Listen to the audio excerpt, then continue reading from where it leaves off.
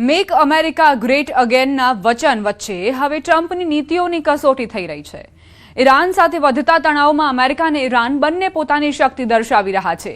Iran પીછેહટ કરવા તૈયાર નથી અને અમેરિકા પણ પોતાના હિતોની રક્ષા માટે મજબૂત વલણ અપનાવી રહ્યું છે। હવે આગામી પગલું બંને દેશોના ભવિષ્ય અને વૈશ્વિક રાજકારણ પર અસર કરશે તે નક્કી છે। જુઓ આ ખાસ રિપોર્ટ।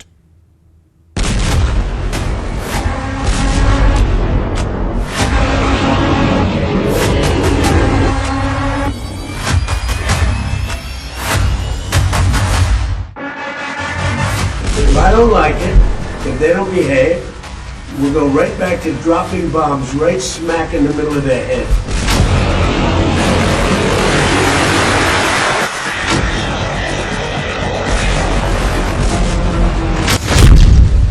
जुलाई 2026 तेहरान सुप्रीम लीडर मुज्तबा खामेनीનું ભાષણ। می‌بندیم که انتقام خون پاک شما و همه شهیدان این دو جنگ را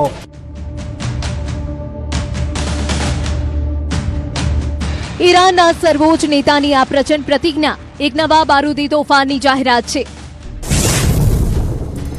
આ અમેરિકાના ગર્વને ચકનાચૂર કરવાની પ્રતિજ્ઞા છે। મુજતબા ખામેનીની આ કસમથી એવો સંદેશ જાય છે કે અમેરિકા સામેનો સંઘર્ષ અનેક પેઢીઓ સુધી ચાલુ રહી શકે છે।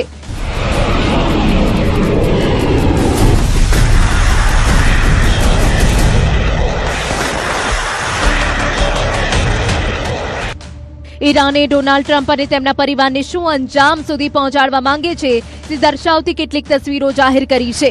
ઈરાને ટ્રમ્પને તાબૂત દર્શાવતું એક પોસ્ટર પણ બહાર પાડ્યું હોવાનું કહેવામાં આવે છે। આ પોસ્ટરમાં સમગ્ર ટ્રમ્પ પરિવારને દર્શાવવામાં આવ્યો છે, એટલે હવે વાત માત્ર ટ્રમ્પ સુધી મર્યાદિત નથી રહી, પરંતુ તેમના પરિવાર સુધી પણ પહોંચી ગઈ છે। આ રીતે ઈરાને આ માનસિક દબાણ માઇન્ડ ગેમમાં ટ્રમ્પના પરિવારને પણ સામેલ કર્યો હોવાનું કહેવાય છે।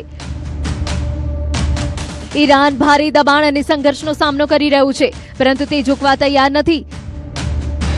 સાથે જ વિવિધ રીતે અમેરિકા માટે ધમકીભર્યા સંદેશાઓ પણ આપી રહ્યું છે। જ્યારથી આ સંદેશ ડોનાલ્ડ ટ્રમ્પ સુધી પહોંચ્યો છે ત્યારથી તેમણે સૈન્ય કાર્યવાહી વધુ તેજ કરી દીધી હોવાનું કહેવાય છે। ઈરાનના સૈન્ય મથક ઉપર બોમ્બમારો, મિસાઇલ લોન્ચર સાઇટ્સ પર વિસ્ફોટ, બંદરો પર હુમલા અને હથિયારોના ભંડારોને નિશાન બનાવતી કાર્યવાહીઓ હાથ ધરવામાં આવી હોવાનું કહેવામાં આવે છે। શરૂઆતમાં એવું લાગતું હતું કે યુદ્ધમાં અમેરિકા પ્રભુત્વ જમાવી રહ્યું છે, પરંતુ ઈરાનના જવાબી હુમલાઓ બાદ પરિસ્થિતિ બદલાઈ ગઈ હોવાનું વર્ણવવામાં આવે છે।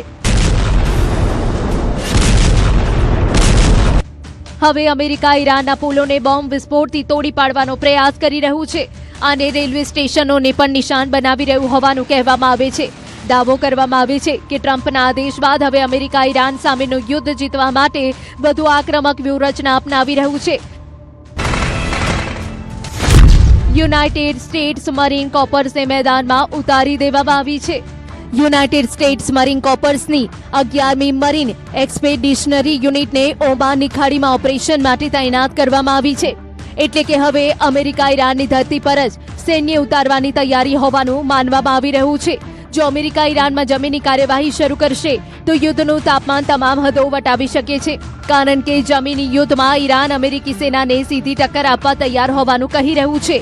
ડોનાલ્ડ ટ્રમ્પને આ જોખમનો અંદાજ હોવાના કારણે તેઓ અત્યાર સુધી આવા નિર્ણયોને અટકાવી રાખતા હતા, પરંતુ હવે યુદ્ધની દિશા ખૂબ જ ઝડપથી બદલાઈ રહી હોવાનું દર્શાવવામાં આવી રહ્યું છે, જેના કારણે તેમને વધુ જોખમભર્યા નિર્ણયો લેવા માટે મજબૂર થવું પડી રહ્યું છે।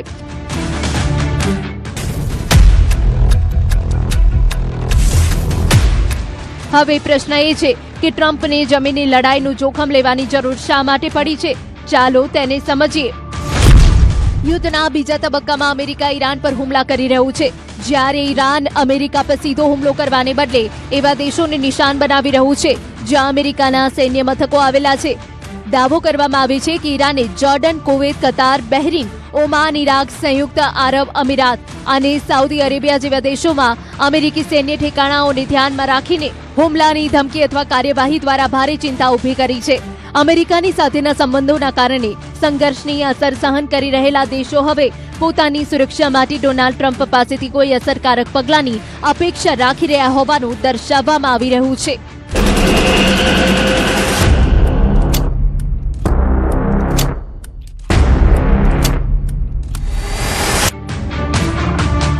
કારણ કે એવું કહેવામાં આવી રહ્યું છે કે ટ્રમ્પે હવે ઈરાનમાં ફૂલ સ્કેલ ગ્રાઉન્ડ ઓપરેશન માટે યોજના તૈયાર કરી લીધી છે. ટ્રમ્પ હવે ઈરાનને કોઈ અંતિમ ડેડલાઇન આપવાની રાહ જોવા માટે પણ તૈયાર નથી. I don't like giving deadlines, but they pretty much know. They know the story. They better behave. ઈરાને ટ્રમ્પના તમામ દાવાઓને ખોટા સાબિત કરી દીધા હોવાનું કહેવામાં આવી રહ્યું છે. ઈરાનને ટ્રમ્પના વચનો પર વિશ્વાસ નથી. ટ્રમ્પ ઈરાન સાથેના યુદ્ધ અંગે અમેરિકામાં જે પણ વાતો રજૂ કરી રહ્યા છે તેના પર હવે શંકા વધવા લાગી હોવાનું જણાવવામાં આવે છે. તો શું ટ્રમ્પનું મેક અમેરિકા ગ્રેટ અગેનનું સૂત્ર નિષ્ફળ સાબિત થવાનું છે? શું અમેરિકાના યુદ્ધ ઇતિહાસો કોઈ વિચિત્ર સત્ય ટ્રમ્પ પણ છુપાવી રહ્યા છે?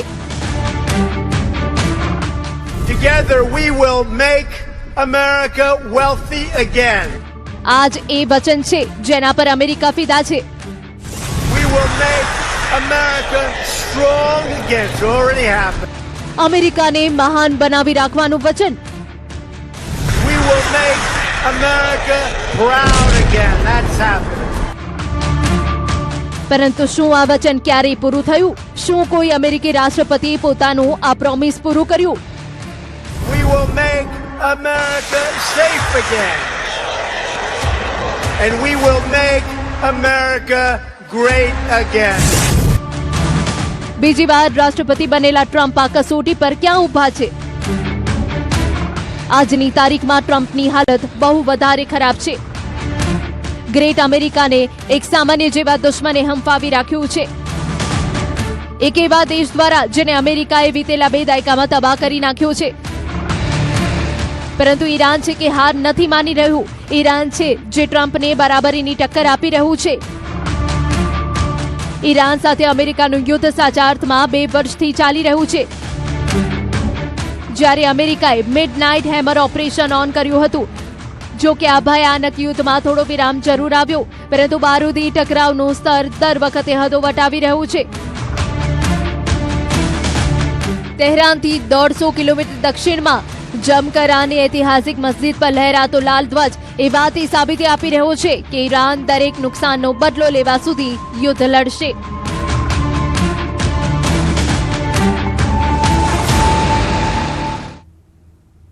મિડલ ઈસ્ટમાં ફરી એકવાર મહાયુદ્ધના ભણકારા વાગી રહ્યા છે. હોર્મુઝની સામુદ્ર ધુનીમાં સળગી રહેલી આગ હવે લાલ સમુદ્ર સુધી પહોંચી ગઈ છે. આ આખો વિવાદ માત્ર 2 દેશો વચ્ચેનો નથી, પણ તેની પાછળ ઈરાન અને વૈશ્વિક તેલ વેપાર પર કબજો મેળવવાની મોટી રમત હોવાનું મનાય છે. આ ગંભીર સ્થિતિને જોતા સંયુક્ત રાષ્ટ્ર પણ ચિંતામાં મુકાયું છે. જુઓ આ ખાસ અહેવાલ.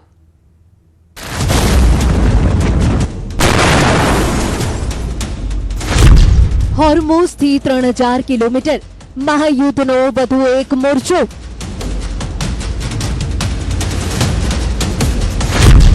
સાઉદી અરેબિયા યમન વિદ્રોહીઓ વચ્ચે યુદ્ધના ભણકારા.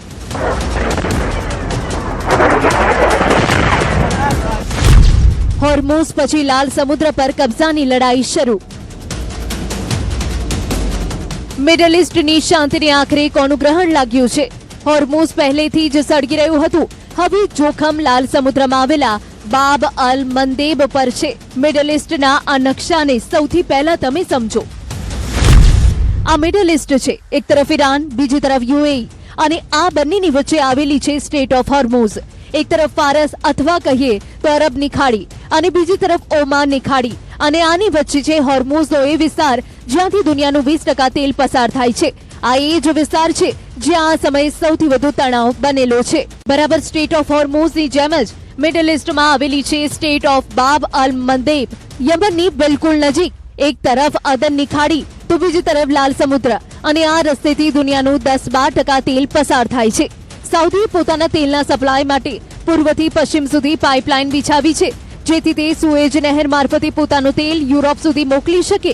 તાજેતરમાં સ્ટેટ ઓફ હોર્મુઝની સ્થિતિને જોતા સાઉદીએ આ વિસ્તારમાંથી પોતાના ક્રૂડ ઓઇલનો સપ્લાય વધાર્યો છે. પરંતુ આ દરમિયાન સાઉદીએ યમન પર અને યમનને સાઉદી પર વળતો પ્રહાર કરી દીધો છે. એવામાં સવાલ એ છે કે આખરે મિડલ ઈસ્ટમાં કતલે આમનો આ દોર ક્યારે થમશે? ઈરાન અને ઇઝરાયલની દુશ્મની જૂની છે, અને ઇઝરાયલ સાથે અમેરિકાની દોસ્તી તેનાથી પણ જૂની. આ જ કારણ છે કે ઇઝરાયલ અને ઈરાન વચ્ચેના જંગમાં અમેરિકા હવે પૂરી રીતે કૂદી પડ્યું છે, અને જંગનો અખાડો બની ચૂક્યું છે સ્ટેટ ઓફ હોર્મુઝ. એ જ હોર્મુઝ, જ્યાંથી દુનિયાનું આશરે 20% તેલ પસાર થાય છે. આ વેપાર પર તો સંકટ હતું જ, પરંતુ હવે એકબીજા રસ્તેથી પણ મુશ્કેલીઓ ઊભી થઈ રહી છે. અને આ વિસ્તાર છે લાલ સમુદ્રનો. એ લાલ સમુદ્ર જેના મુખ પર યમન બેઠું છે અને ત્યાંના હુથી વિદ્રોહીઓ, અને અહીં જ આવેલું છે બાબ અલ મંદેબ.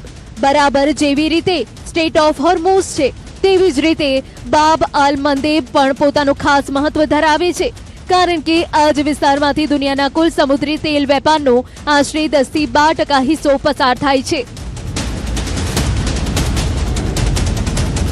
આના પરથી જ સમજી શકાય છે કે આ વિસ્તાર સમુદ્રી વેપાર માટે કેટલો મહત્વનો છે. જો કે દબાણ લાવવાના મકસદ સાથે યમનમાં બેઠેલા હુથી વિદ્રોહીઓ પોતાની હાજરી નોંધાવવા માટે અવારનવાર અમેરિકા અને અન્ય દેશોના જહાજોને અહીં નિશાન બનાવતા રહ્યા છે. અને એક સમય એવો પણ આવ્યો હતો કે તમામ દેશો માટે સમુદ્રી વેપારનો આ રસ્તો સૌથી મોટી મુશ્કેલી બની ચૂક્યો હતો.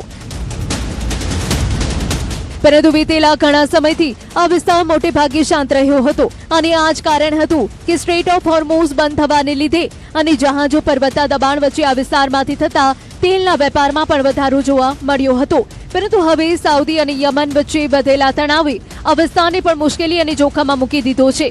ઈરાનનો સાથ હુથીઓને હંમેશાથી મળતો રહ્યો છે. આ જ કારણ છે કે હુથીઓને ઈરાનના પ્રોક્સી સુધી કહેવામાં આવે છે. પરંતુ હવે સાઉદી અને યમન વચ્ચે ખુલેલા નવા વોર ફ્રન્ટે ટેન્શન વધારી દીધું છે. વીતેલી 13 તારીખે સાઉદી તરફથી યમન પર હુમલો કરવામાં આવ્યો. આ હુમલાનો હેતુ સના એરપોર્ટ પર ઈરાનના પ્લેનનું લેન્ડિંગ રોકવાનો હતો. સ્વાભાવિક છે કે હુથીઓ આનાથી અકળાઈ ગયા, અને જવાબમાં હુથી સંગઠને પણ સાઉદી અરેબિયાના આભા ઇન્ટરનેશનલ એરપોર્ટને નિશાન બનાવી દીધું. હુથીઓએ એરપોર્ટ પર ઘણી બેલિસ્ટિક મિસાઇલો અને ડ્રોન વડે હુમલા કરી દીધા. સાથે સાઉદી અરેબિયા પર અનૌપચારિક યુદ્ધ વિરામનો ભંગ કરવાનો આરોપ પણ લગાવ્યો. યમનના હુથી લડવૈયાઓએ સાઉદી અરેબિયાને આ ગુનાનું પરિણામ ભોગવવાની ચેતવણી પણ આપી દીધી છે. જણાવી દઈએ કે વર્ષ 2022 પહેલા સાઉદી અરેબિયા અને યમન વચ્ચે લાંબુ યુદ્ધ છેડાયેલું હતું, પરંતુ વીતેલા 4 વર્ષોમાં બંને દેશો વચ્ચે શાંતિ જોવા મળી રહી હતી. પરંતુ હવે જે રીતે સાઉદી તરફથી હુમલાની પહેલ કરવામાં આવી છે, તેણે સ્થિતિ વધુ ગંભીર બનાવી દીધી છે.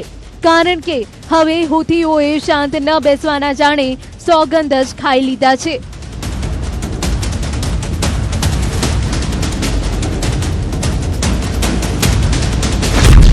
હવે નહીં રોકાય હુથી. સાઉદીને પાઠ ભણાવવાના સોગંદ. શું ખુલી ગયો છે નવો વોર ફ્રન્ટ? આ સવાલો એટલે પણ પ્રાસંગિક છે કારણ કે સ્ટેટ ઓફ હોર્મુઝ બંધ કરીને ઈરાને માત્ર અમેરિકા જ નહીં, પરંતુ આખી દુનિયાને પોતાનું મહત્વ બતાવવાનો પ્રયાસ કર્યો છે. હોર્મુઝ રસ્તો બંધ થયા પછી તેલના વેપારને લઈને સવાલો ઊભા થયા, અને ત્યારે જ લાલ સમુદ્રના રસ્તે યુરોપ સુધી તેલ પહોંચાડવા માટે કામ તેજ કરી દેવામાં આવ્યું. જો કે સાઉદીએ સુએજ નહેર મારફતે પોતાનું તેલ સપ્લાય કરવા માટે પહેલેથી જ પાઇપલાઇન બિછાવી રાખી છે, અને પોતાની આ જ ઈસ્ટ વેસ્ટ પાઇપલાઇન દ્વારા સાઉદી અરેબિયા યાનબુ પોર્ટ પરથી દરરોજ આશરે 3.8 million barrel crude oil load કરે છે. સ્વાભાવિક છે કે ઈરાનને આ પસંદ નહીં